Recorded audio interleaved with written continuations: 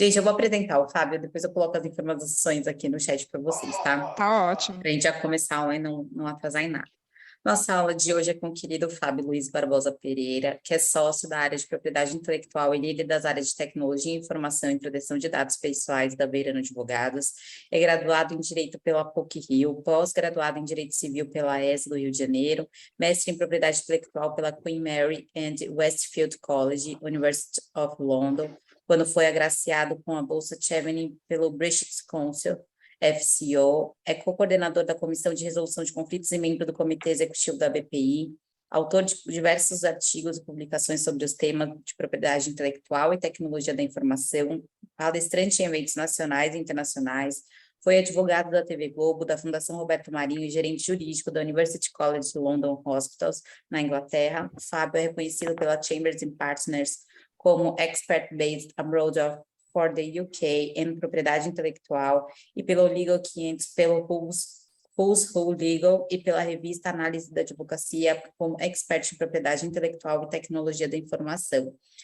Fábio, bem-vindo, obrigada por estar conosco pela quarta vez aqui no nosso curso. Thaís, vamos combinar que na quinta vez já vamos diminuir esse currículo aí para metade, porque ninguém tem saco, parece até o currículo do Barroso. Né? Mas merece, na verdade, tem que ser falado. Na verdade é bem menos que isso. Eu vou dar uma enxugada que eu já enxuguei para os outros aí, que deve ter saído no default. Pessoal, boa tarde, obrigado aí pela presença de todo mundo. Estou vendo 21 pessoas aqui. É um prazer de novo participar do curso sobre NFTs, que agora está expandido aí com metaverso também. A gente vai falar um pouquinho disso. Eu dei um upgrade na apresentação. Deixa eu compartilhar aqui minha janelinha, peraí. Vocês já devem estar vendo. Todo mundo vendo aí? Alguém me dá um ok? Sim. Boa. Sim. Show. Se vocês quiserem me interromper, eu não me incomodo. Eu vou ter um hard stop por volta de umas 7h45, 7h50 estourando. Então, vou pedir para a gente ir seguindo. Tem bastante conteúdo para cobrir, mas me interrompam se tiverem dúvidas, tá? Ao longo da apresentação. Bom, hoje a gente vai falar um pouco sobre o takedown de conteúdo e principalmente o takedown de objetos protegidos por direito autoral, né, e falar um pouco sobre titularidade de NFTs nesse contexto que a gente vive. E a gente começa essa introdução, né, esse começo de conversa quebrando um pouco de gelo. Então, vou mostrar para vocês alguns casos interessantes que a gente tem e a gente vai abrir para discussão logo de início, tá? E depois a gente vai falar um pouquinho sobre o mecanismo de takedown, tanto nos Estados Unidos quanto na Europa e Brasil. A gente vai falar um pouco sobre como que o takedown funciona com relação a NFTs, eu vou explicar todo o mecanismo, etc. Falar um pouquinho de metaverso e tentar chegar em conclusões, principalmente com relação à remoção de conteúdo, tá? Aqui botei o famoso Beeple, né, com o NFT que foi vendido pelo maior valor até hoje, né, os 5.000 dias, então, só como ilustração aqui da nossa apresentação. Então, a gente começa aqui com os casos interessantes, né? A gente teve um caso bastante interessante, eu vou dar o play aqui para ver se ele pega o som.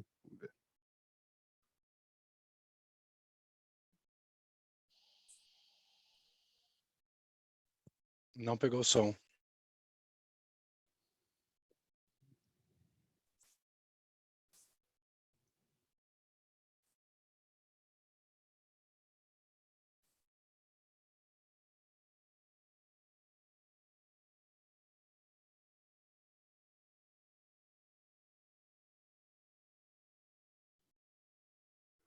Bom que o som está funcionando. E o som é ruim assim mesmo, tá, gente? Mas não tocou, viu? Não tocou? Vocês não ouviram? Não. Eita, Não. então peraí.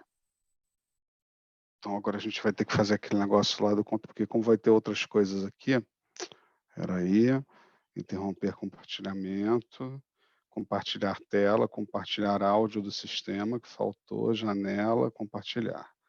E agora a gente vai aqui de novo, vamos ver se está tocando aí. Me digam.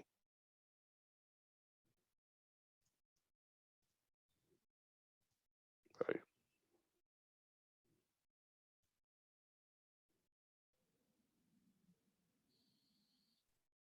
Tá tocando? Não. Não foi? Não. Putz, A gente precisava do áudio. Peraí. Senão vai perder um pouco do interromper. Você tem conseguido, o pessoal tem conseguido compartilhar coisa com áudio, Thaís, nas A apresentações? Tatiana Campelo compartilhou e tinha áudio. Mas ela estava com um técnico de TI com ela, então não sei o que eles fizeram. É engraçado que aqui não está me dando nem opção. Peraí. Deixa eu parar vídeo, voltar vídeo, compartilhar tela aqui, compartilhar áudio do sistema. Aí eu acho que eu vou pegar essa tela cheia aqui toda minha.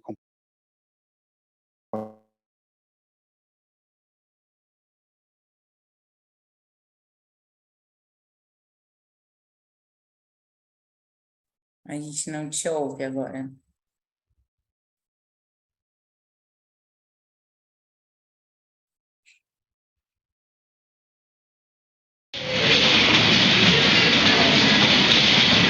Agora sim.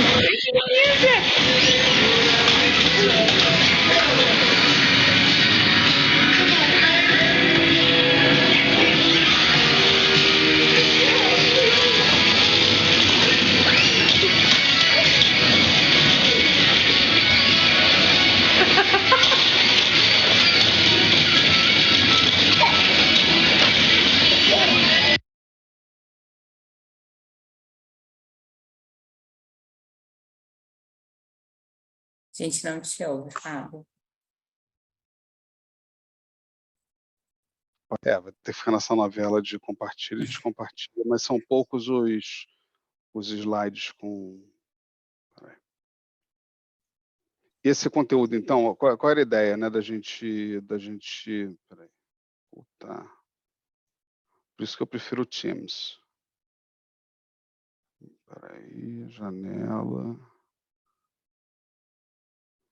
E olha que eu já fiz isso aqui, é a quarta vez, né? Compartilhar a tela, janela, conteúdo, apresentação, pronto. Aqui a gente tem um caso, acho que agora vocês me ouvem, né? Aqui a gente tem um caso que ficou famoso, porque a gente teve uma época lá atrás, que era uma época, principalmente quando o Marco Civil da Internet foi publicado, em que, e também muito antes disso, tá? Nos anos 2000, eu lembro que a minha tese do mestrado foi justamente sobre isso, né? Sobre peer-to-peer, disponibilização de música né, no meio digital. A gente tinha uma corrida muito grande das gravadoras, né, dos labels, né, o que a gente chama de record labels, de proteger os seus direitos a qualquer custo, né? Então, esse é um caso que ficou famoso porque é nitidamente um vídeo caseiro, né, feito ali pela Stephanie, que colocou ali o vídeo da criança, né, filho dela, ouvindo uma música do Prince ao fundo, que realmente não dá nem para, né, entender direito a música, porque está muito chiado, né, é o Let's Go Crazy do Prince, mas é um pedaço, um trecho bem pequeno de uma música, e aí a Stephanie recebeu um aviso de takedown da UMG, da Universal Music Group, dizendo, olha, se você está usando música de forma indevida dentro do clipe do seu filho, por favor, retire essa música. E, obviamente, totalmente desproporcional, a Stephanie acabou contra-notificando a OMG, argumentando que era, obviamente, um uso, né, justo, que a gente chama nos Estados Unidos de fair use, e que a OMG tinha mandado essa notificação de má fé. Na verdade, nessa época, quando a gente falava de remoção de conteúdo online, havia sim um abuso grande dos produtores de conteúdo e das plataformas de tentar derrubar tudo aquilo que fosse utilizado, né, mesmo dentro de um possível fair use. Aqui na Lei de Direitos Autorais, no artigo 46 da lei, a gente tem as limitações ao direito de autor, então a gente realmente tinha esse abuso de direito. Depois de muitas idas e vindas, a Stephanie conseguiu que o seu conteúdo fosse mantido, né? Ela venceu na justiça essa disputa, e o vídeo hoje tem mais de 2 milhões de visualizações. Ele não tem, por exemplo, mais comentários, né? Visitei esse vídeo hoje mais cedo, ele estava lá com 2 milhões e pouco de visualizações, mas ele não tem, por exemplo, mais nenhum comentário. Mas ela conseguiu manter, porque, obviamente, é um vídeo bastante simples. Aqui eu vou colocar para vocês, vamos ver se aqui vocês não precisam ver se vocês pararem de me ouvir, me avisem, tá? Aqui não precisa ouvir a música, mas é um vídeo que vai dar para vocês verem. Chama After Party, já é um NFT, tá? E vocês devem estar vendo o vídeo agora, tem uma menina numa piscina, né, com uma lata de cerveja na mão, e essa lata de cerveja ela cai, né, da mão dela e chega lá no fundo da piscina, tá? E aí a gente começa a conversa nesse NFT, tá? Ele tem uma musiquinha no fundo, mas que eu não quero bagunçar aqui o que a gente conseguiu botar de pé. Vocês estão vendo de volta a apresentação? Então, espera aí, 3, pronto. Então, aqui a gente tem a marca da cerveja, que potencialmente foi utilizada, né? É uma cerveja de Milwaukee. E aí eu perguntaria para vocês, quais seriam as preocupações, né, agora que vocês já estão na 9ª aula do curso, com relação à utilização desse material aí? O que vocês acham? Tem violação de direito autoral? Haveria necessidade de algum tipo de autorização? É um uso legal? É um uso que seria considerado ilegal? Quem quer dar uma ideia aí? Sem ser a Thaís, obviamente. Pode abrir o microfone e falar, que eu não estou vendo ninguém. O que vocês acham? Dá para passar sem uma autorização, por exemplo, do titular da marca da cerveja? É uma paródia? É uma criação nova? O que vocês entendem?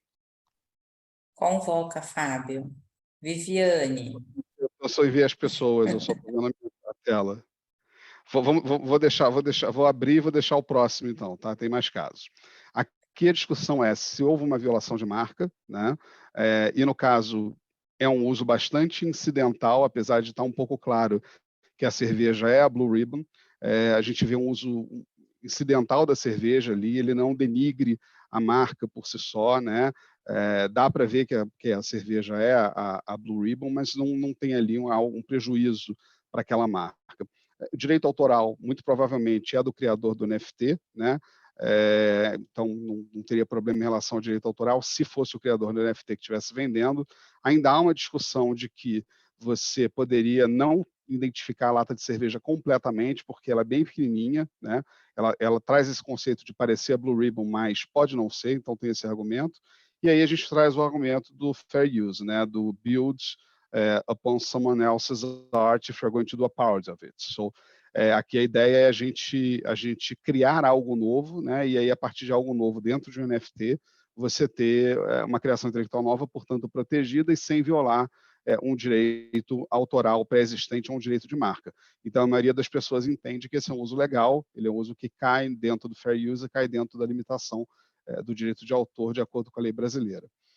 Aqui eu coloquei um outro exemplo, né? Aqui todo mundo conhece o quadro do Katsushika, né? De 1829 a 1832, né? Que é a Grande Onda, né? The Great Wave. E aí foi criado esse desenhozinho tipo um elmozinho ali, né? E Seas for Cook, né? E aí você tem uma onda com Cook e tal. Obviamente aqui você de novo tem uma obra que está em domínio público, né? E você tem claramente uma criação intelectual em cima dessa obra.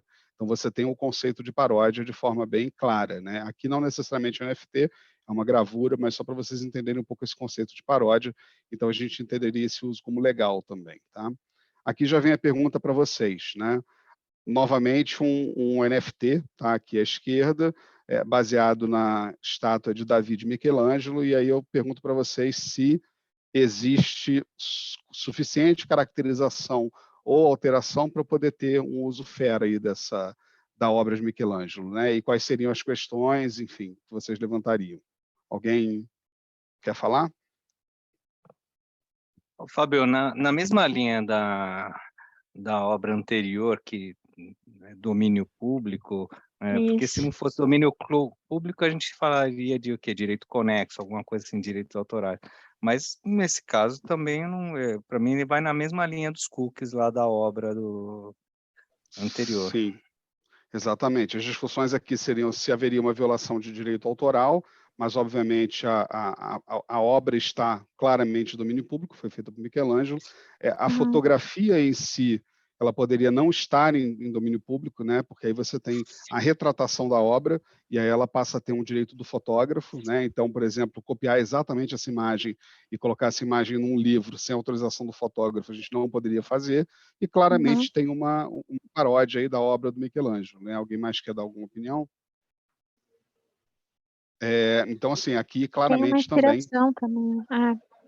tem uma inspiração na obra, né, dele, mas já é um desenho, uma como se fosse derivação.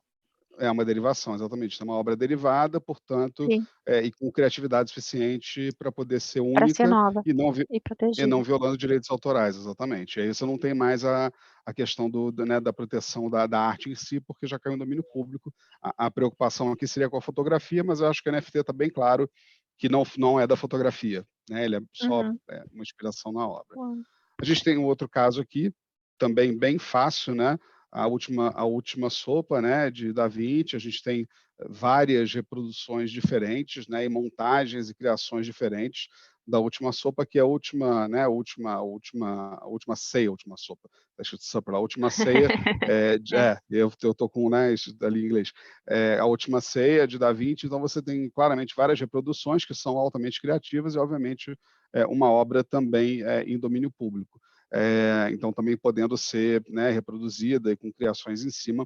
A única questão aqui, de novo, seria uma potencial fotografia, né, num livro ou numa exposição de arte, que teria que ter os créditos do fotógrafo para o uso. Também acho muito pouco provável algum tipo de ganho do fotógrafo, né, porque se for uma foto de frente, se não tiver nenhum tipo de modificação, é bem comum de ser usada, mas é importante ver se tem a licença, né?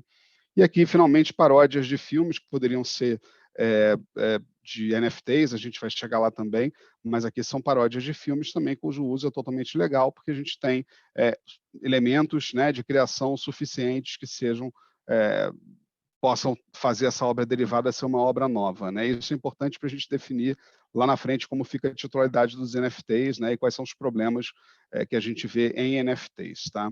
Aqui eu tenho um terceiro NFT, né, e esse aqui já é um pouco mais para discussão.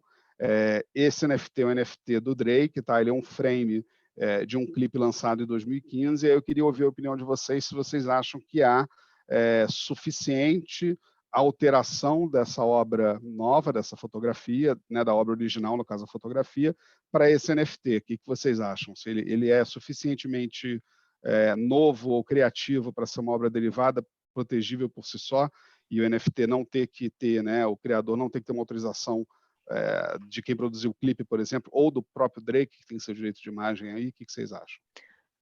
É isso que eu ia falar, do direito de imagem. Eu diria que não, que pelo direito de imagem, enfim, ainda que seja uma caricatura ou qualquer coisa do tipo, né, dependeria da autorização dele e da parte do direito autoral também, da fotografia ou do frame em si. Me parece que não, ainda que tem um recurso tecnológico aplicado aí, né, enfim, Sim, essa sim. diagramação, fica nitidamente visto que é o mesmo take, é a mesma imagem, enfim, utilizada de um audiovisual ou de uma foto em si, Aí que é alterado, protegido né? pelo... E vai ser comercializado, né? Quer dizer, tem vários. Exatamente, E né? também é uma Esse, restrição, né? esse software que faria esse NFT, ele é bem simples, inclusive, né? Você tem facilmente nos telefones, você consegue fazer essa alteração na fotografia de forma que ele vire, né, uma foto modificada. Aqui, então, a gente tem uma potencial violação de direito autoral, sim, né? Uma potencial violação de direito de imagem, porque o clipe do Hotline Bling foi algo que foi montado e produzido por uma produtora, né, que o Drake contratou para isso. Aqui a gente teria, obviamente, uma necessidade de uma licença, tanto da produtora, que deve ser a titular desse conteúdo, ou do próprio Drake, se ele for titular do conteúdo, e a questão do direito de imagem. Ainda tem outro ponto que é aqui que é bem incidental, mas que é importantíssimo, é o casaco que ele usa, né? O casaco que ele usa da Moncler. A Moncler, em 2015, com esse clipe do Hotline Bling, eles tiveram um aumento exponencial na venda desse casaco por conta da música do Drake. Então, quando você tem ali na caracterização da imagem de baixo do NFT, você tem ali o símbolozinho amarelo no braço dele, ainda que as cores sejam um pouco movimentadas, você faria referência também a Moncler. Então, eventualmente, haveria também essa questão de você estar utilizando a marca sem autorização da marca, de uma forma também a ganhar dinheiro, né? Então, aqui tem discussões bacanas, então a maioria das pessoas entenderia que é ilegal, tá? Mais um caso, esse aqui é legal de vocês verem, também vai ser sem música, mas vamos tentar só ver aqui. Ele tem uma musiquinha no fundo, tá? E aqui foi um NFT baseado no Starry Night, né, do Van Gogh, e você tem aqui o Starry Trip, tá? Ele está aqui disponível, já ele abre. Peraí, que esse é mais pesado um pouco. E aqui a gente vê dentro do NFT que ele tem vários elementos que são elementos, né, do Starry Night, né, do Van Gogh, mas eu queria saber de vocês se vocês acham que haveria uma... Deixa eu dar uma aumentada aqui. Se vocês acham que haveria algum tipo de violação de direitos ou se daria para considerar que esse NFT é suficientemente criativo a ponto de não violar qualquer direito. Isso é bem interessante, ele tem uma musiquinha no fundo também, tá? E aí ele reproduz um cockpit de um avião, né? Vocês veem o céu, né, bem característico das pinturas de Van Gogh, né? E os personagens ali, um claramente é o Van Gogh e o outro é um personagem qualquer. Então aqui eu queria ver a opinião de vocês aqui, o que vocês acham. Deixa eu trazer de novo a tela. Aí, Esse é engraçado porque ele tem uma quantidade de elementos razoavelmente considerável de ambos, né? Tanto da obra de Van Gogh quanto enfim, de uma possível obra nova, que é o cockpit, né? Enfim, Sim, uma sim, foto, uma imagem. exatamente. E a Então, musiquinha no talvez fundo também. E a música no fundo, então, talvez eu diria que não haveria problema, porque como tem uma quantidade considerável de elementos novos, daria para ir pela criatividade, né? Sim, Da sim, criação claramente uma obra criativa, né? Como você falou, também domínio público, né? O Starry Night, né? E tem uma porção que não é significativa dessa obra original e, como você mesmo disse, várias questões ali de ângulo, de câmera, de música, que depois vocês podem ouvir quando vocês receberem a apresentação, né? A própria foto do cockpit, que pode ter algum tipo de uso autoral, mas aí seria, enfim, dependeria do autor buscar, né? Do NFT. Mas é um NFT claramente muito mais criativo, né? do que outros, né? Apesar de usar elementos ali, botou o casaco no Van Gogh, que não tem nada a ver com, né? Então, assim, é realmente criativo, né? Esse tipo de trabalho. E aí a gente tem um último caso, que é o Jim Carrey on a Mug, né?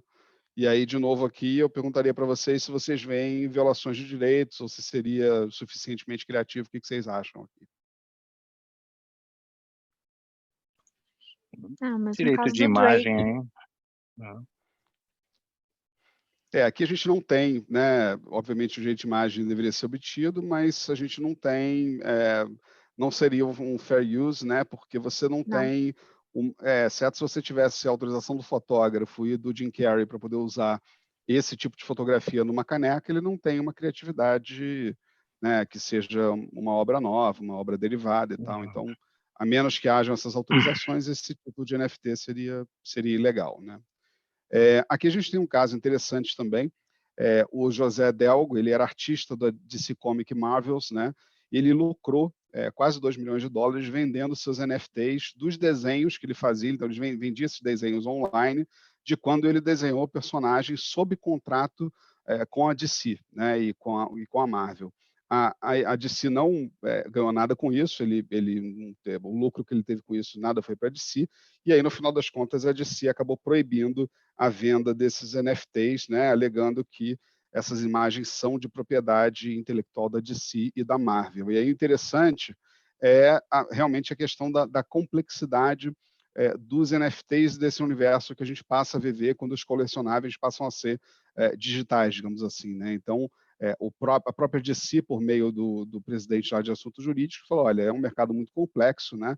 Então, a gente entende que tem fãs e colecionadores, mas a gente não aceita que sejam colocadas à venda imagens que tenham qualquer propriedade intelectual da DC, né? Por conta justamente disso ser uma titularidade da DC estendida para esse universo online. Então, se por acaso você tiver alguém chegar para você com interesse em comprar alguma arte da DC, por favor, nos procure, né? Então, proibindo ele de fazer esse tipo de venda. Aqui, claramente, também, no meu entendimento, é realmente uma obra feita sob encomenda. A gente tem um pouco de conflito aí, porque a lei de direitos autorais brasileira, né, ela autorizaria o uso das obras apenas para a finalidade, né, que está no contrato, e na ausência de uma finalidade específica, presume-se que a empresa não comprou aqueles direitos, mas, obviamente, nesses desenhos mais novos, né, da Mulher Maravilha, por exemplo, a DC já tem direitos para qualquer coisa, inclusive para o metaverso, para hologramas e etc., porque a extensão desses contratos é tão grande, né? a extensão desses contratos que lidam com direito autoral, ela é tão grande e absorve tanta coisa que a DC com certeza secured esses direitos lá atrás, né? E ele não teria o direito de fazer a venda das obras online. Então, é uma exploração de NFT que, obviamente, as empresas estão olhando, né? E começando a fazer, como a gente estava conversando aí sobre Nike, né?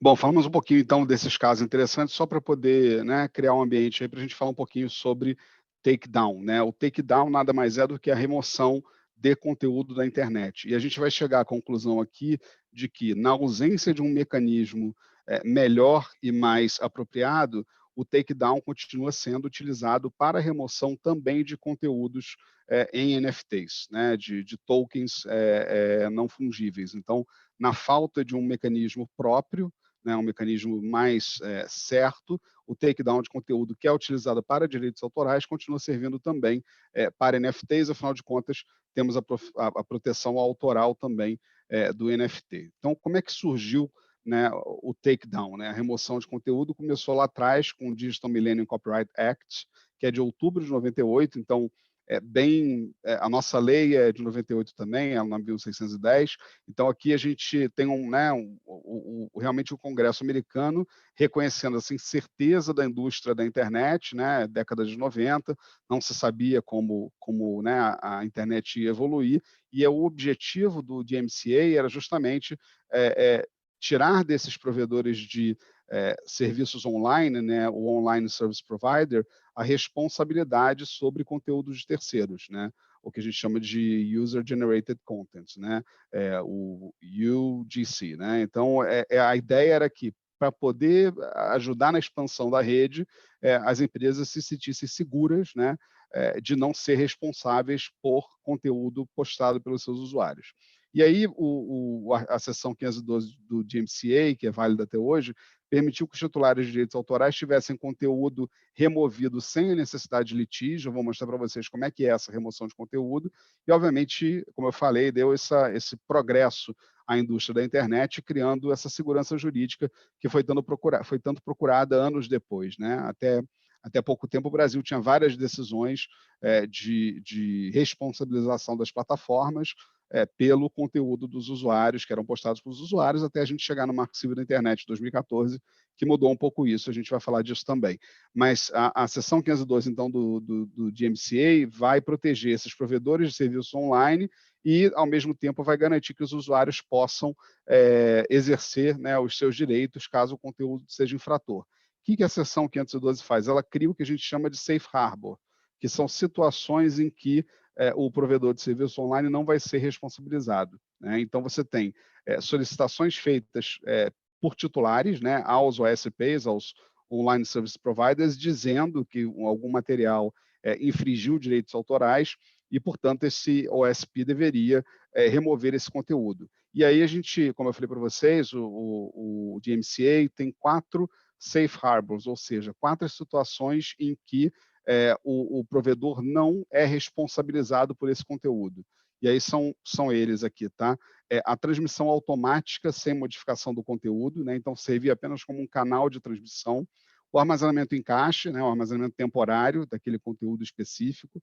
A hospedagem por solicitação de um usuário ou numa rede, né? Quer dizer, você tem ali um website, ou você tem um servidor online, agora você tem computação em nuvem, né? Então você tem serviços em nuvem, então essa simples hospedagem também não seria uma violação aos direitos daquele potencial autor. E o linking, né? Que é você linkar conteúdos de um site para outro. Então, basicamente, se você serve como mero conduto, né? mero conduit, né? Dentro do DMCA, se você está fazendo caching, né, que é justamente o armazenamento temporário, se você faz o hosting de alguma coisa, né, mas é o host de um conteúdo de terceiro em que você não tem controle, ou se você faz o linking, você tem aí os safe harbors para você não ser responsabilizado por conta desse tipo de conteúdo, né? Então, o objetivo do DMCA, né, e as legislações no mundo acabaram seguindo também um pouco esse parâmetro, era justamente que houvesse uma cooperação entre os titulares de dados e os provedores de serviço online, para que esse ambiente fosse um ambiente que se autorregulasse, de certa forma, né?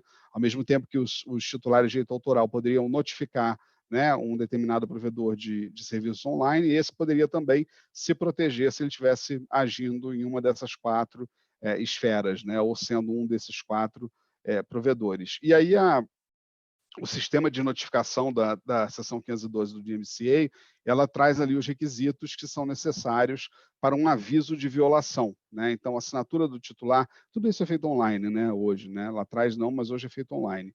A identificação do material protegido, a identificação da atividade infratora, as informações do contato do titular de direitos, aquele que está buscando, ou o seu advogado, se for um agente autorizado, a declaração de que aquele titular acredita que, de boa fé, aquele conteúdo não deveria estar disponível, porque ele viola direitos de autor, e de que as informações são precisas, etc., conforme a lei americana.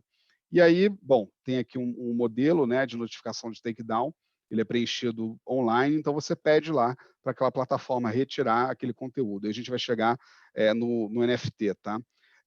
E aí o próprio artigo, a seção 512, prevê que você tem um counter notification, ou seja, a plataforma, né, como olhando para aquele conteúdo, ela também acha que aquele conteúdo não infringe direitos de terceiros. Então, ele pode restaurar, ele responde ao titular, né, e pode dizer que não... Deixa eu ver se está no próximo. Aqui está um modelo de contra-notificação.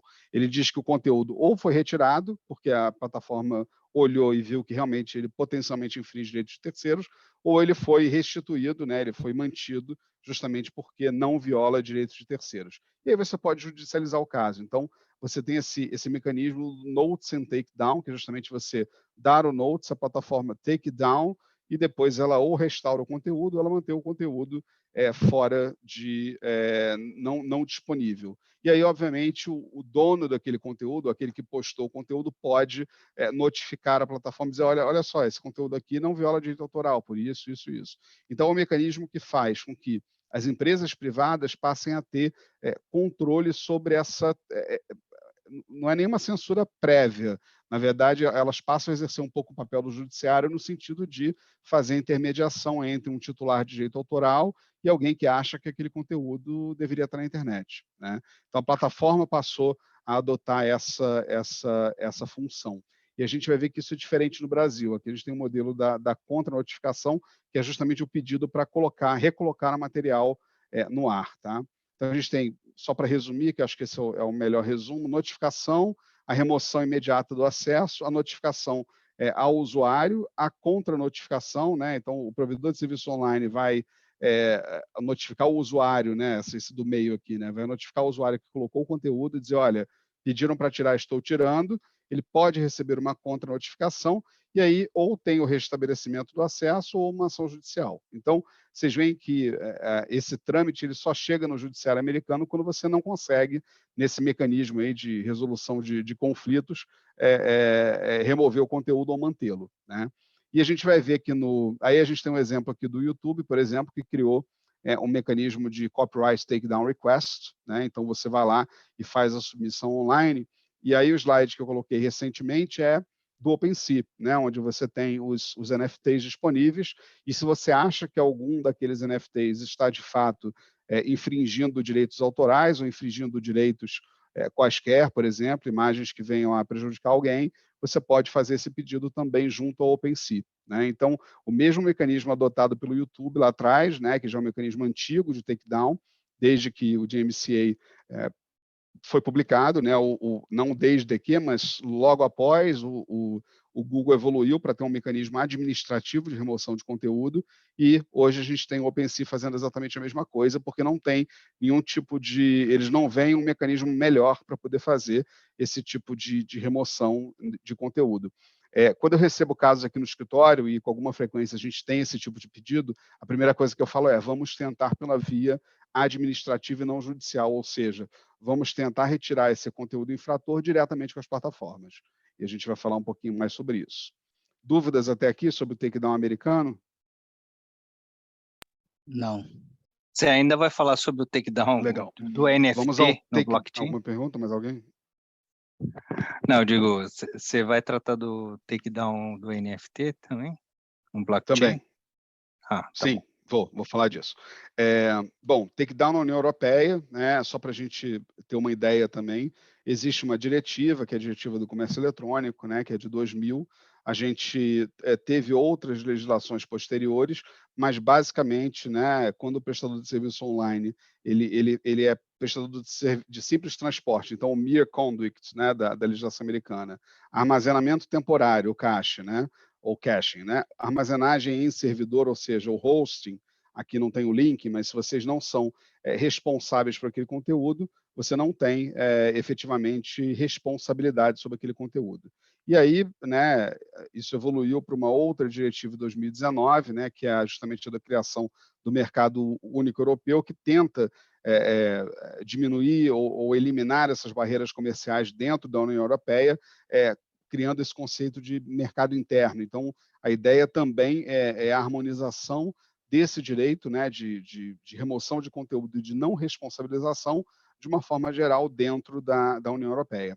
A questão aqui com relação às diretivas é que, obviamente, elas precisam de leis internas para implementá-las, né? A diretiva ela é adotada de forma, né, dentro da UE, e a partir daí as regras internas são construídas dentro dos seus países. Mas dentro da Europa, o mecanismo de takedown é parecido com o mecanismo americano, e você tem uma não responsabilização sempre que é um user-generated content, e você não tem formas de interferir nesse conteúdo. Por outro lado, as plataformas, cada vez mais, a gente vê isso no Brasil, elas acabam indo para uma seara que é a de fazer avaliações de conteúdo, evitar, obviamente, que haja fake news. Então, tudo isso foi considerado, vou falar um pouquinho também do projeto de lei que a gente tem hoje sendo discutido sobre fake news. Então, tem aí uma similaridade entre a Europa e Estados Unidos. No Brasil, a gente adotou um mecanismo um pouco diferente, né? Ao invés da gente deixar na mão das plataformas e dos online service providers a decisão de avaliar um conteúdo e mantê-lo ou retirá-lo, mesmo que seja, né, na notificação de um lado para o outro, ou, né, do counter notification, da avaliação da própria plataforma, a gente acabou, dentro do Marco Civil da Internet, que foi promulgado em 2014, dizer que o online service provider, né, o provedor de serviços online, ele é sim responsável pelo conteúdo sempre que houver uma ordem judicial indicando que ele deve ser responsabilizado e retirar aquele conteúdo do ar. Do contrário, ele não precisa retirar esse conteúdo, exceto no caso do artigo 21 da lei do Marco Civil da Internet, que fala sobre o conteúdo relativo a nudez, atos sexuais, exposição, né, da questão de sexo, de imagens né, íntimas dentro do contexto da internet. Então, o Brasil adota o Judicial Notice and Takedown, ou seja, você depende de uma ordem judicial, né, portanto, é o juízo que define se aquele conteúdo vai ser retirado ou não. Você só não precisa da ordem judicial em casos de nudez, sexo, etc., ou imagens de crianças, pedofilia, etc. O fato é que, apesar de você não precisar de uma ordem judicial, esses pedidos acabam demorando para serem concedidos, né? Nos casos de nudez, talvez mais rápido, né, de você chegar na plataforma e pedir para tirar, mas os outros casos que tratam sobre direitos autorais ou de violação de conteúdo, eles acabam entrando na fila, né, do judiciário, ainda que se busque uma liminar, ainda que se busque uma antecipação de tutela, você acaba tendo ali que esperar uma decisão no judiciário.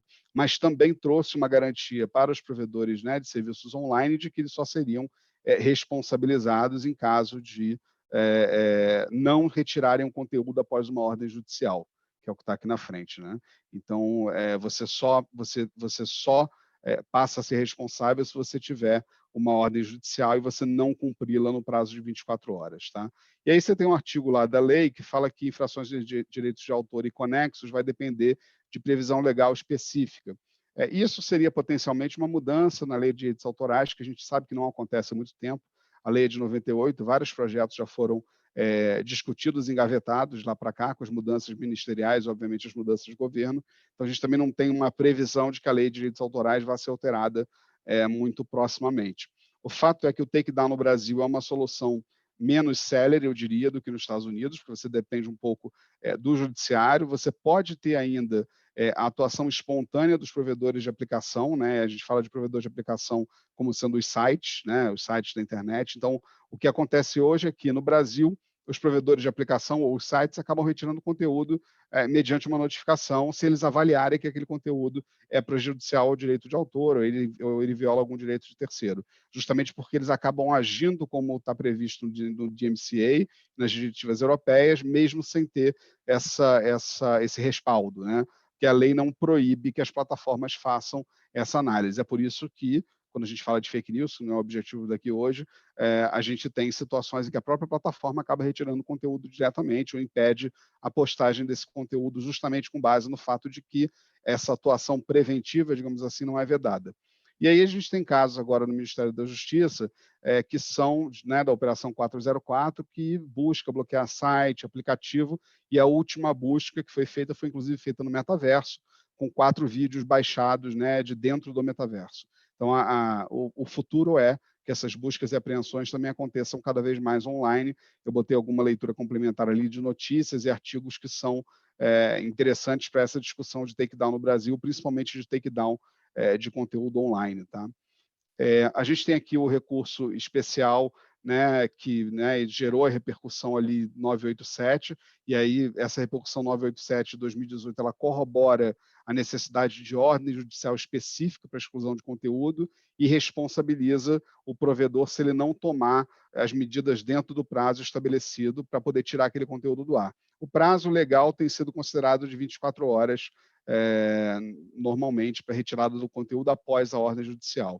E aí a repercussão geral 533 fala do dever da empresa, né, dona do website, de fiscalizar o conteúdo publicado. Então, você já tem aí um pouco uma evolução do que tinha no Marco Civil da Internet, dizendo, olha, é bom sim que a empresa fiscalize o conteúdo e seja responsável por retirar aquele conteúdo que seja falso, ou que viola direitos autorais, ou que, enfim, venha violar qualquer tipo de direito de terceiro. Então, o caminho da jurisprudência tem sido de complementação do Marco Civil da Internet, no sentido de que precisa sim de uma ordem judicial, mas que medidas, né, que sejam tomadas para remoção de conteúdo, que sejam de natureza própria, né, que sejam de ofício, elas não vão ser punidas, né, porque elas têm o objetivo principal ali de evitar a divulgação desse tipo de conteúdo.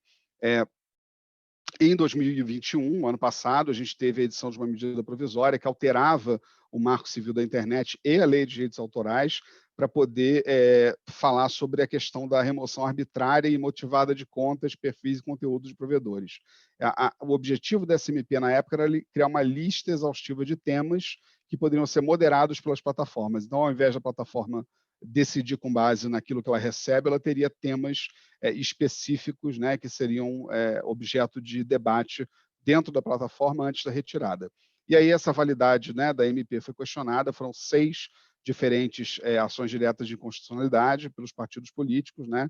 E aí, em setembro de 21, que tem mais ou menos um ano, o Alexandre Pacheco alegou que a MP era inconstitucional, né, que tinha muita insegurança jurídica, e acabou a ministra Rosa Weber suspendendo seus efeitos. Então, a gente tem hoje, a medida provisória caiu, e aí a gente tem um projeto de lei, que é o projeto de lei 3227, que está ainda no Congresso Nacional, está esperando ser ouvido pela Câmara dos Deputados, que é um projeto que diz justamente, eu vou passar aqui direto para o projeto, que diz justamente que o Marco Civil da Internet vai também abranger a possibilidade das redes sociais moderarem, né, e os provedores, né, a exclusão, remoção, bloqueio e divulgação de conteúdo, né, ou o cancelamento desse conteúdo, mesmo parcial desse conteúdo, de usuários de redes sociais, sempre que esse conteúdo for um conteúdo que venha divulgar fake news ou que venha violar direitos de terceiros. Então, a ideia é tentar trazer isso para dentro do Marco Civil de novo,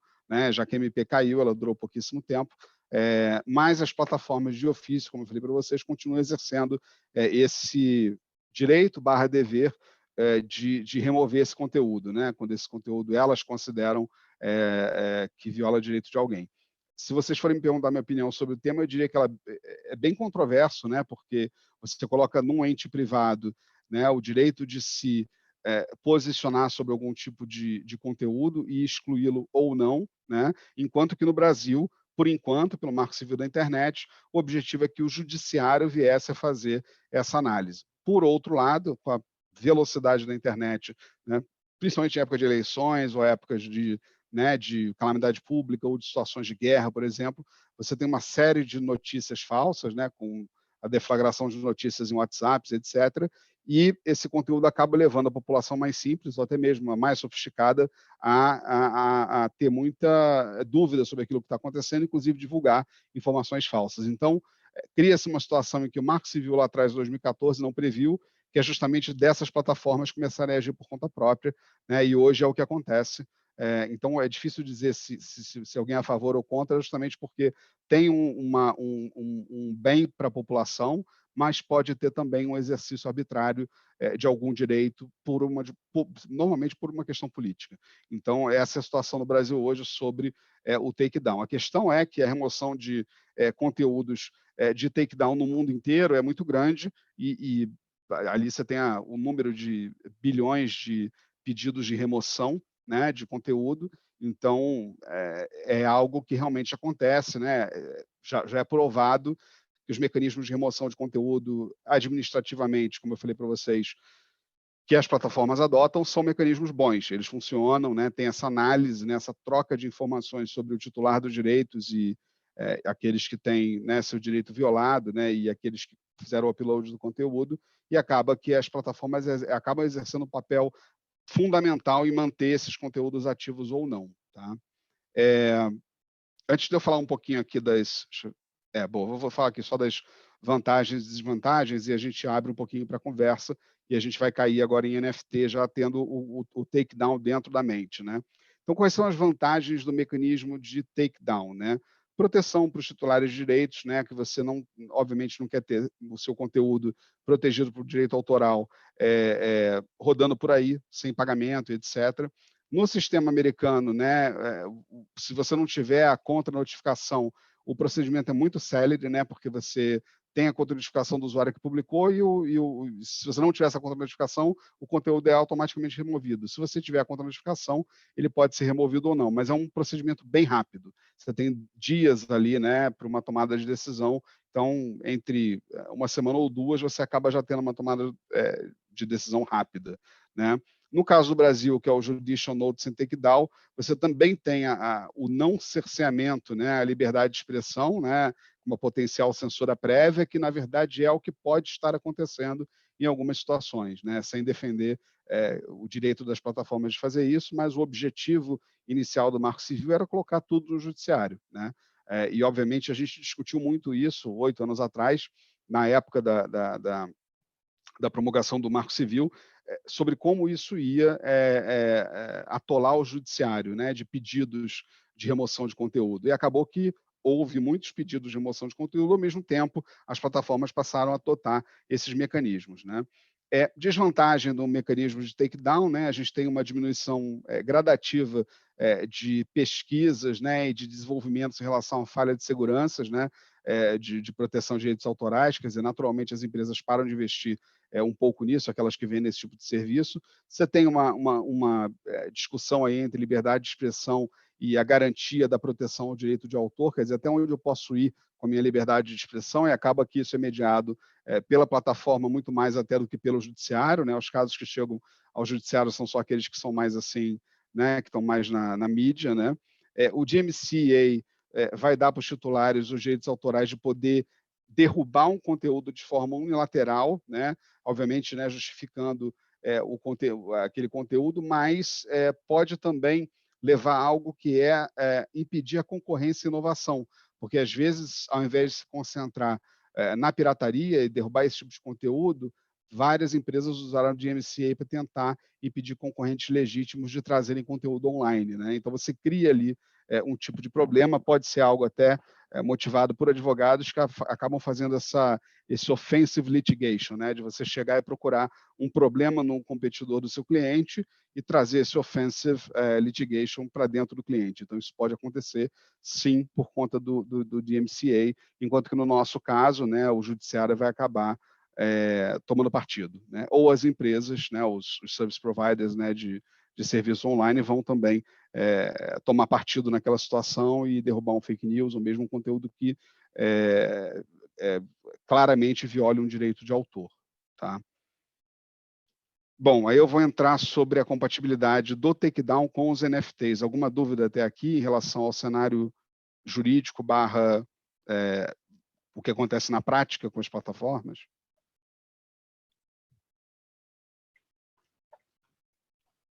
Silêncio é Nossa, bom e é ruim. Não, eu ia comentar, Fábio, a respeito dessa posição de ofício, né, que você comentou que algumas plataformas tomam, que é o caso do YouTube, né? No caso das músicas, as editoras notificam, né? As editoras que trabalham com aquele Content ID e fazem essa notificação e acabam conseguindo muitos takedowns, né? Sim, sim, exatamente. E o mecanismo do Content ID, ele é razoavelmente... ele não é falho, né? Ele acaba usando o algoritmo justamente para poder chegar nisso, né? Por isso que o número de takedowns no mundo inteiro é tão relevante, né? Mas, por outro lado, também não só quando a gente foge do conteúdo, né? Quando a gente vai para a questão da notícia e do fake news, você acaba também tendo um pouco de arbitrariedade por parte das plataformas. Exato, exato. Então, eu perdi um pedacinho que me desconectou, não sei se você falou isso, mas a ideia justamente Não.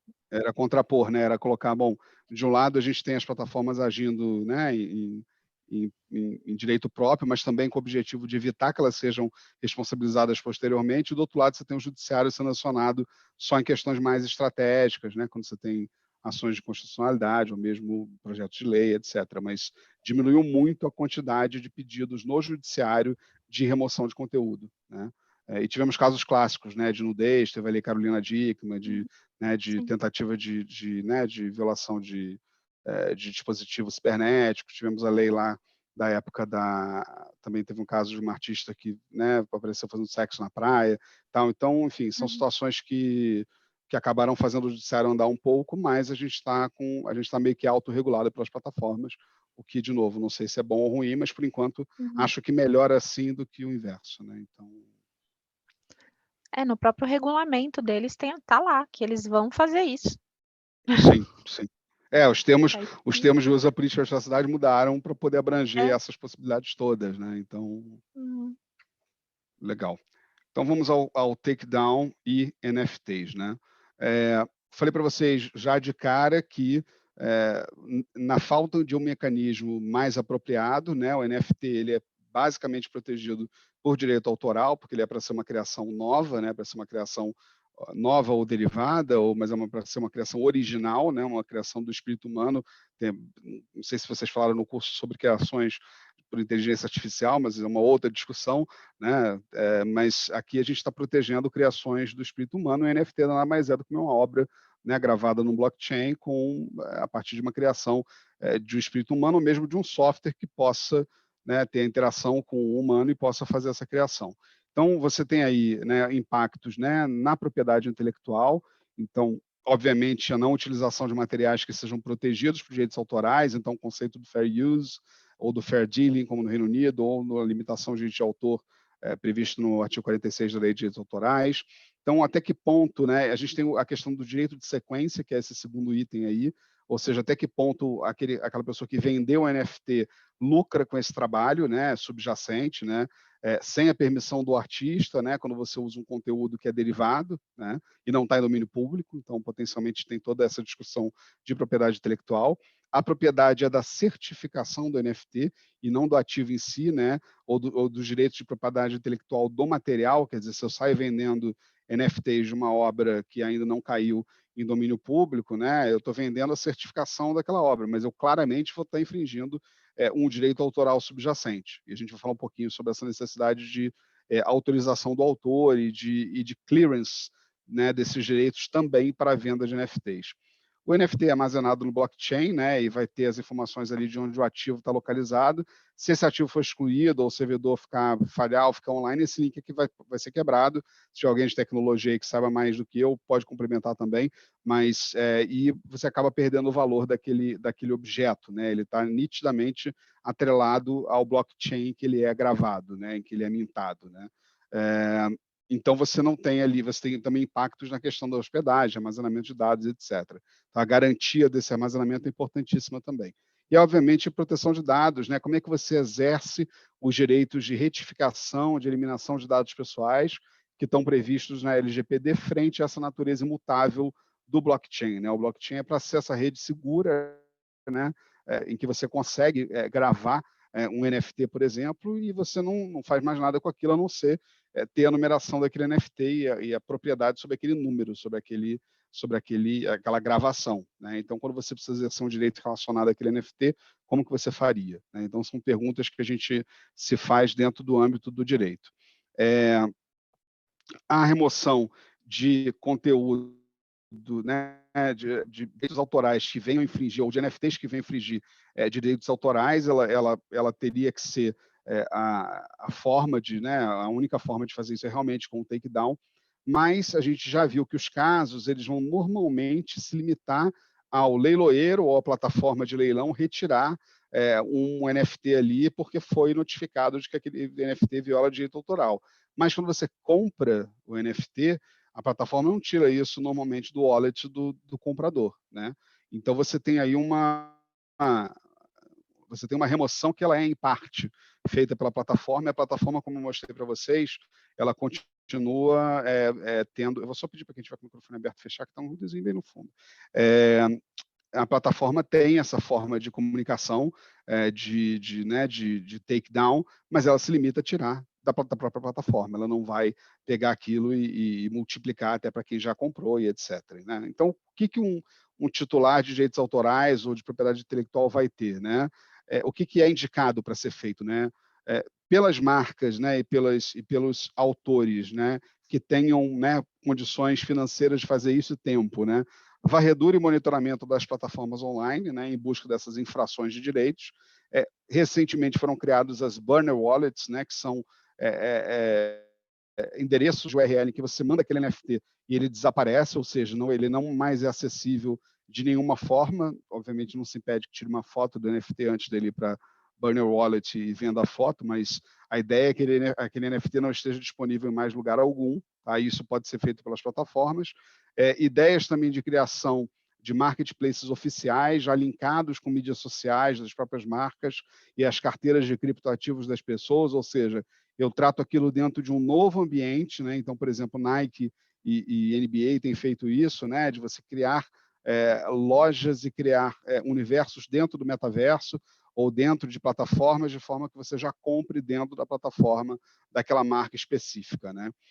O minter, né, ou o criador do NFT, ele tem que revisar esse certificado digital, né, para poder garantir que o conteúdo é original e para garantir que tem proteção ou permissão do autor daquele trabalho, se ele for um trabalho derivado. Então, não dá para simplesmente fazer e não verificar se aquilo é uma obra protegida ou se tem uma porção substancial dessa obra protegida.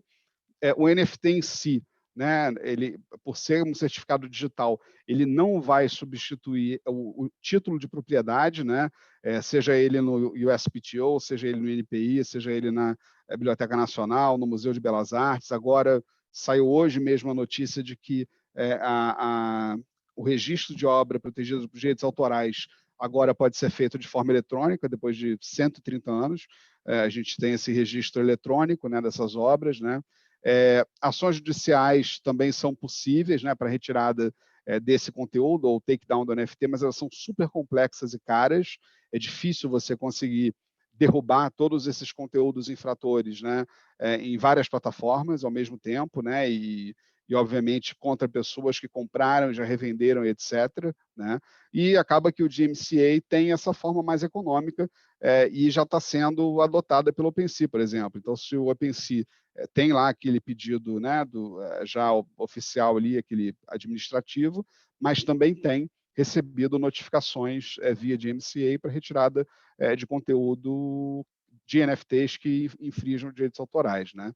Então, é efetivo no caso de NFT? A resposta é sim, na medida em que é possível, da mesma forma que é efetivo também na forma que é possível com as plataformas, no caso de direito autoral.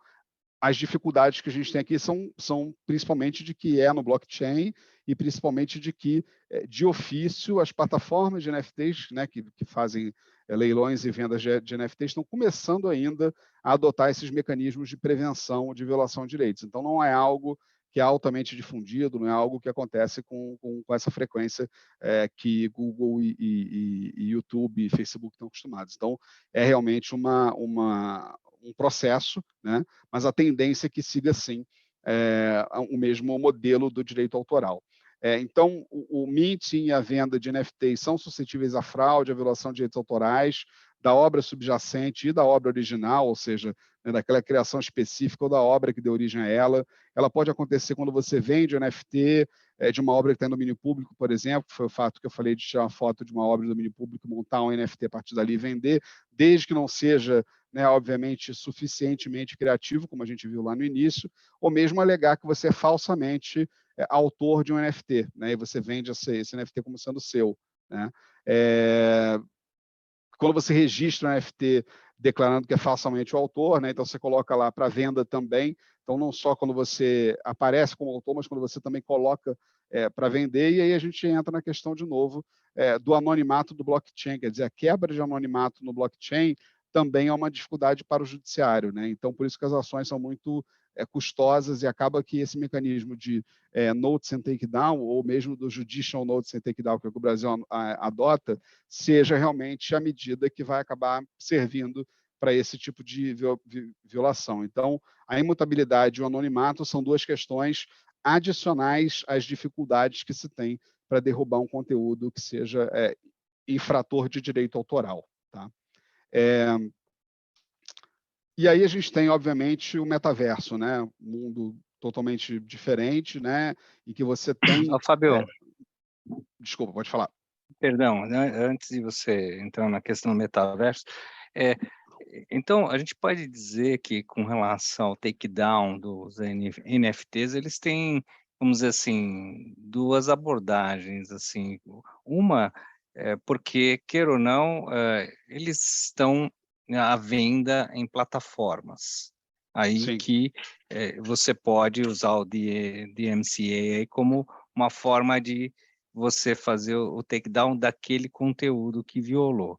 Agora, como se trata do NFT e está no blockchain, que sabemos que é imutável, quer dizer, isso eu teria que buscar quem mintou o NFT para que ele tenha essa informação, e lógico, ele vai ter que fazer, ele não vai conseguir apagar, mas ele vai ter que fazer algum registro que vincule aquele NFT anterior, de modo a dizer, olha, cara, dizendo que é uma violação de direitos. De direito, porque você chega, é exatamente isso, você chega numa situação em que, pelo fato de ser anônimo, né, a própria plataforma não vai ter ferramentas para poder... ela pode tornar aquele conteúdo inacessível de alguma forma, mas ele vai estar dentro do blockchain. Né? Então, você tem duas pegadas, realmente. Uma da plataforma, que você fala, isso aí violou direitos autorais, ou violou, né, conteúdo de terceiros, tira isso aí da sua biblioteca, você não vende mais. Beleza. No wallet de quem comprou, você vai ter que chegar no comprador. Como é que você também, né, e aí um outro ponto em relação àquilo que você falou, como é que você ressarce um comprador de boa-fé em relação à compra de uma obra que teve uma questão de direitos autorais envolvida, né? Então também tem Exatamente. essa, né, quem é que vai ser responsabilizado por isso, né? É a plataforma que está, né, fazendo as o negócio? plataformas vão fazer um grande disclaimer lá, olha, não nos responsabilizamos, não asseguramos, não paga pelo clearance aí, né? E chegar no Minter, né, por investigação, potencialmente investigação até criminal, para poder dizer, cara, o que você usou aqui está totalmente errado, não podia, você violou direitos autorais ou violou conteúdo de terceiros, e pode ser uma solução, sim, você atrelar aquele registro no blockchain a um outro registro que mostre que aquele conteúdo ele não pode ser vendido nem comercializado, ou que ele não está disponível, ou que seja enviado ao burner. Essa questão do burner eu não entendi. Você manda para uma URL, mas não ficou claro para mim como que você consegue tirar esse registro do blockchain. Então, talvez o site seja só, essa URL seja só para você bater lá e chegar na URL dizendo que, de fato, está indisponível. Né? Então, será que não é uma blacklist que ele, eventualmente, o blockchain e os demais consultam? pode ser. poderia ser uma blacklist, né? Você, na hora de comprar, você verifica se a descrição daquele conteúdo está dentro de uma lista. É que o burner me pareceu, porque eu incluí isso hoje, né? Pelo tudo que eu li, ele me pareceu mais algo que você indisponibiliza aquele NFT, né? Mas como que você indisponibiliza se ele está no blockchain é que é a dificuldade, né? Que a gente não tem ainda a respostas para todo tipo de disponibilização, porque a gente já sabe que na plataforma é muito mais fácil, né? Mas se você procurar na Deep Web, se você procurar por cópias disso aí, você vai encontrar, né? Então é meio que tentar derrubar o conteúdo oficial. Os artigos que falam sobre isso falam de você tentar apagar o incêndio que te dá mais prejuízo, né? Como marca, por exemplo, ou como titular autoral. Então você vai correr atrás de apagar o incêndio da plataforma que está vendendo, né, das notícias que estão saindo sobre aquele assunto, você vai buscar tentar reverter o que for, né, o mais possível de se fazer. E isso é a mesma coisa que acontece com o conteúdo de direito autoral nessas operações de remoção de conteúdo. Elas são muito feitas com base nos principais links, né? É igual você ir num determinado local e recolher artigos físicos contrafeitos. Você vai lá e recolhe o máximo que dá, mas se você toma medida no porto, né, de origem, se você toma medida na alfândega, é muito mais efetivo do que você simplesmente na 25 de março e recolher os bonés piratas da NBA, por exemplo. Então, a medida que é indicada é sempre de fazer essa varredura e tentar derrubar de o máximo de lugares possível, né? E aí isso vai muito ao encontro daquilo que já é feito com direito autoral e com direito de imagem, né, com proteção de direito de imagem. Né? Mulheres e homens que tiveram conteúdo sexual explícito exposto e que acabam derrubando, né, da maioria dos sites, e aquilo acaba, né, ficando meio perdido na internet. Eu acho que o NFT vai ser um pouco nesse caminho aí de derrubar direito autoral. Ele enfrenta ainda só as dificuldades ainda, como você bem lembrou, do anonimato e da questão da imutabilidade do blockchain. Então, ainda a se vê, não temos casos no Brasil ainda de derrubada do blockchain, do NFT nesse nível, né? O que a gente tem são casos começando a aparecer na China, por exemplo, de enviar esses NFTs para os burners, e aí, pelo que eu entendi, esse NFT fica indisponível. Talvez seja um link ligado àquele registro no próprio blockchain que torne aquele elemento ali, aquele visual indisponível. Mas a gente já teve casos na China desse tipo. Então, é interessante também de pesquisar. Mas quando você fala Mas legal, indisponível, acho que é uma você fala discussão para... ainda para Tanto um próximo debate, porque não temos resposta, né, de como isso vai ser feito ainda no Brasil, né? Os juízes estão tentando entender o que é LGPD ainda, né? Onde é que está o metaverso, onde é que fica a nuvem. Então é ainda mais complexo, né, a gente chegar a uma conclusão. E aí, para só finalizar e falar um pouquinho do metaverso, a gente, obviamente, tem o mesmo tipo de proteção desses ativos intangíveis e também se busca, né, coibir esses contrafatores virtuais, tanto é que a gente teve um pedaço da Operação 404 no metaverso, né? As empresas estão cada vez mais, né? Tem o caso aí da Nike e da Hermès que, né, começaram a vender itens virtuais, isso passou a ser efetivamente uma fonte de receita. Por enquanto, a gente continua naquela questão da proteção autoral e da proteção marcária como sendo, né, potenciais proteções de direitos dentro do metaverso, mas, obviamente, já tem também, bom, se você cria um filme também, a proteção fica sendo autoral, as músicas, né, como é que as plataformas, eu estou com 2 casos aqui que não são no metaverso, mas de plataformas de streaming que tem que pagar ECAD, quer dizer, se você coloca a sua música disponível dentro do metaverso, o metaverso é hosted, né, por alguma empresa, né? Essa empresa que está fazendo a disponibilização daquele streaming dentro do metaverso, ela tem que recolher CAD, né? Se você tem um crime que aconteça dentro do metaverso também, ou uma violação de propriedade intelectual, qual a legislação que a gente considera, qual é o local do evento. A gente teve um caso recente de uma mulher que foi assediada dentro do metaverso, e pelo nervosismo, não sei se vocês leram esse caso, foi de uma britânica, pelo nervosismo ela não conseguiu se desconectar e os avatares chegavam perto dela e falavam baixarias e ela ficou muito nervosa e tal, e ela entrou com uma ação contra a plataforma dizendo, olha, eu tive danos morais e psicológicos por conta desse assédio que eu sofri dentro do metaverso. Quer dizer, como que fica a questão do cometimento de crimes, da jurisdição e da lei aplicável quando você está num ambiente que é um ambiente totalmente sem barreiras, né? Então, isso também é de se pensar, né? No caso da prática de contrafação, né, é recente, mas as empresas já podem adotar, então, essas proteções, né, marcárias ou de direito autoral e tal. A gente continua também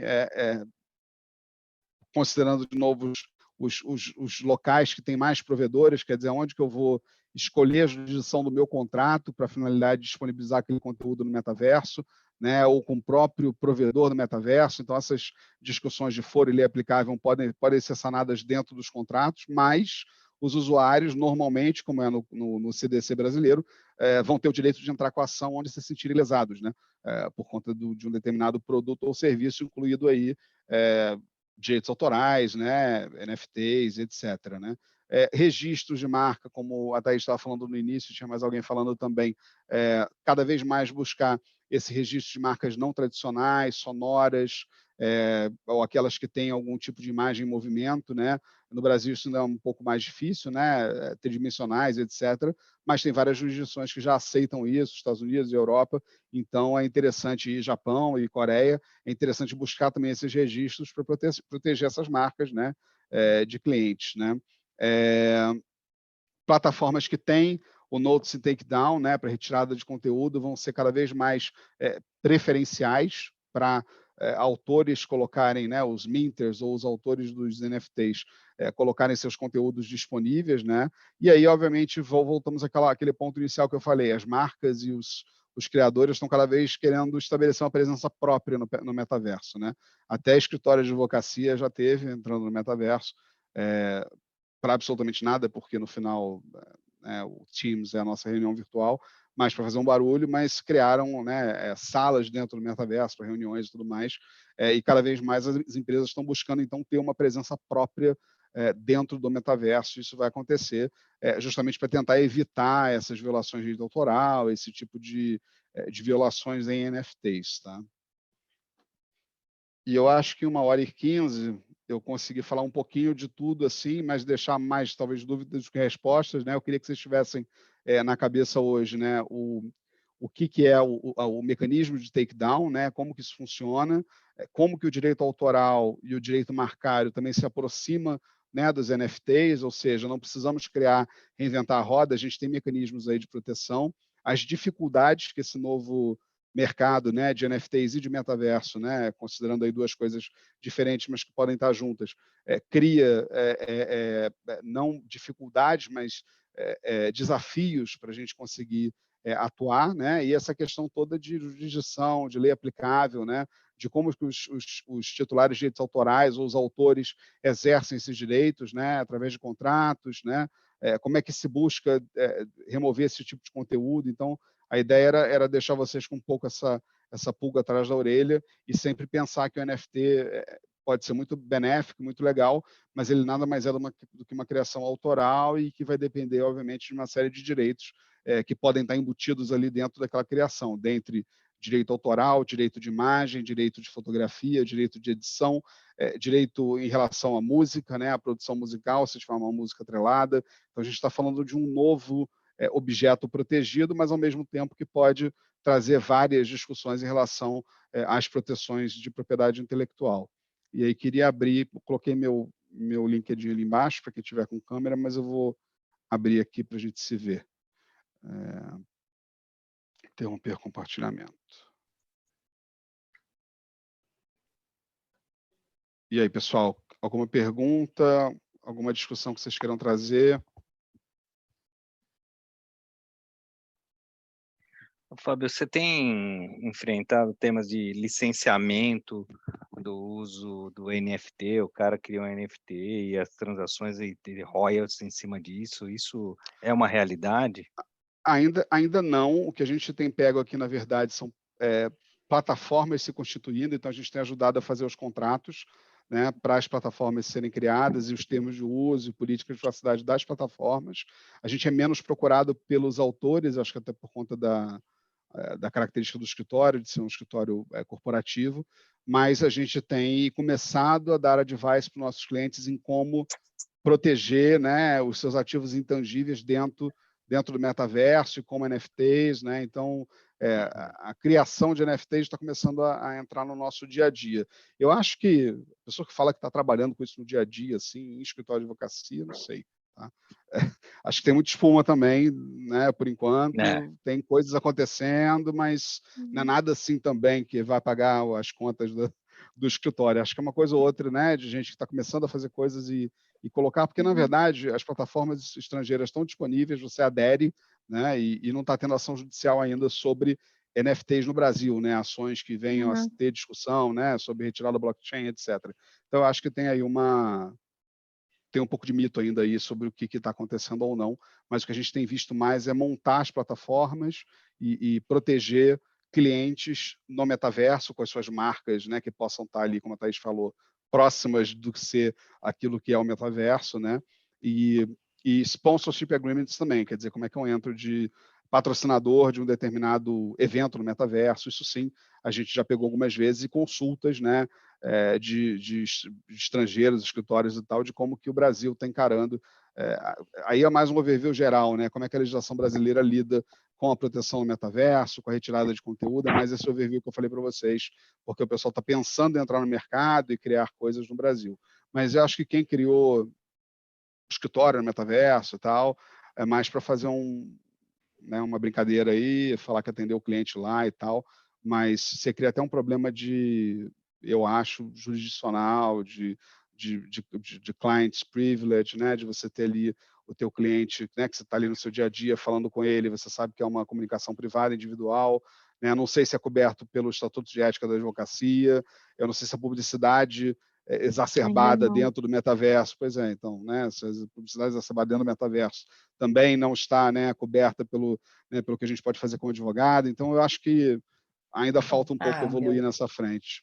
Sobre essa questão do escritório de advocacia, por enquanto a OAB ainda não tem um posicionamento determinado, mas teve um aluno nosso aqui na primeira edição que ele tinha criado um escritório de advocacia no Second Life, há muitos anos atrás.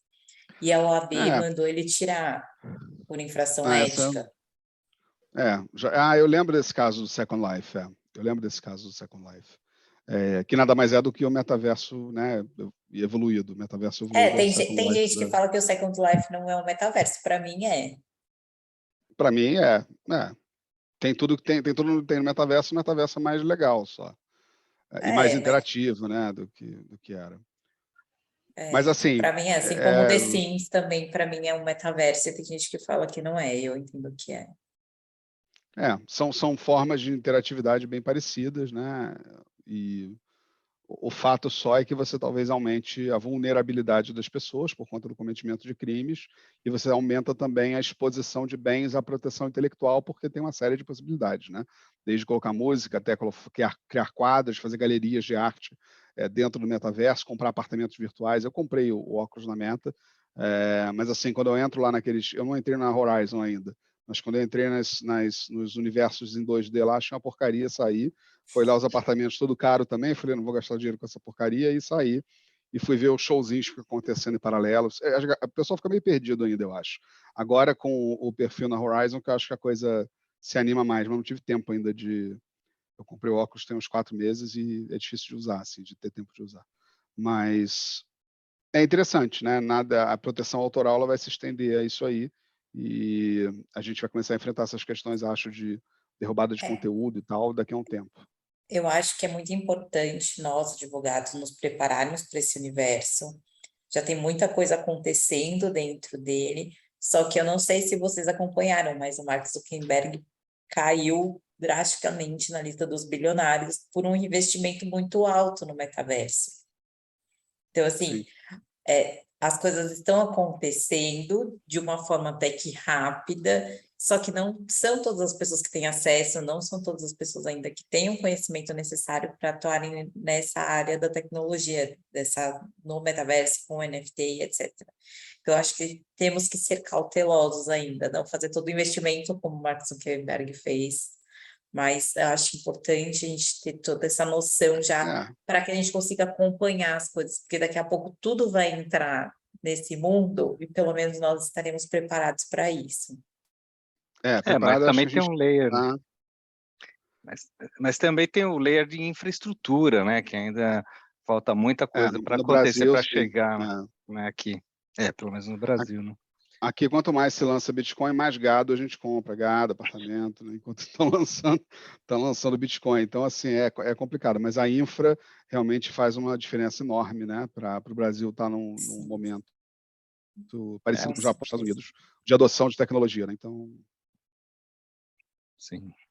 Mas legal, eu tenho que ir, porque eu tenho compromisso às 8, mas queria agradecer de novo a oportunidade, Thaís. Não sei se o curso acaba hoje, não? Não, né? eu falei que ia ser a última semana, mas não, a gente tem mais uma aula ainda na semana que vem. Eu Vai ter o cara confundi. da plataforma? Você tem tido ele da plataforma no final? Tem a próxima aula. Boa. Quinta-feira a gente vai ter aula com o Vitor da NF Trend.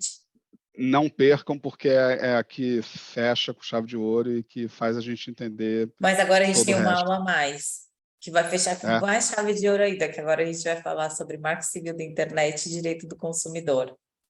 Ah, legal. Então, Boa. porque eu percebi que depois dessa aula dele, o pessoal fica com uma dúvida aí da responsabilidade dele, da plataforma, etc. Então, a gente vai ter uma aula aí para fechar. Boa, e foi bom que a gente falou um pouco de plataforma hoje, né? E também ele deve ter lá, pede para ele mostrar um mecanismo de takedown deles, porque ele deve ter, né? E perguntem para ele se ele teve casos já de pedidos judiciais de remoção de conteúdo, principalmente da biblioteca de vendas, né? Porque eu acho que da wallet não, mas com certeza a biblioteca pode ter acontecido alguma coisa. Se ele puder contar algum caso assim, sem dar nome aos bois, seria ótimo. Ou se for público, melhor ainda, ele dizer quem é. Mas é bom a gente saber se tem essas situações, porque eu não tenho termômetro. Aqui no escritório não chegou ainda animação judicial para remoção de conteúdo de NFT em plataforma nenhuma. A gente está ainda na construção das plataformas e dos contratos de licença para uso e tal, menos, e dos termos e tudo. Então, não tem nada assim muito rocket science, assim, não. Tipo, tem coisas mais... Se mais quiser simples. assistir a aula dele, está convidado, Fábio. Tá bom, eu te mando mensagem. É na semana que vem, mesmo horário? Terça? Não, a aula dele é quinta. Ah, é quinta? Tá bom, eu vou olhar e te escrevo. Tá bom, combinado. Obrigado, Obrigada, Fábio. viu, Parabéns Fábio? pela aula. Obrigado. Obrigado, Foi gente. Eu vou fazer um Parabéns, PDF. obrigada. Obrigado. Vou fazer um PDF e te mando, tá, Thaís, para o pessoal ter aí, inclusive para acessar os links e tudo. Combinado. Obrigada, Valeu, pessoal. Fábio. Boa noite. Tchau, tchau. Boa noite. Tchau, pessoal. Até quinta-feira. Tchau, gente. Boa Até. noite. Boa noite.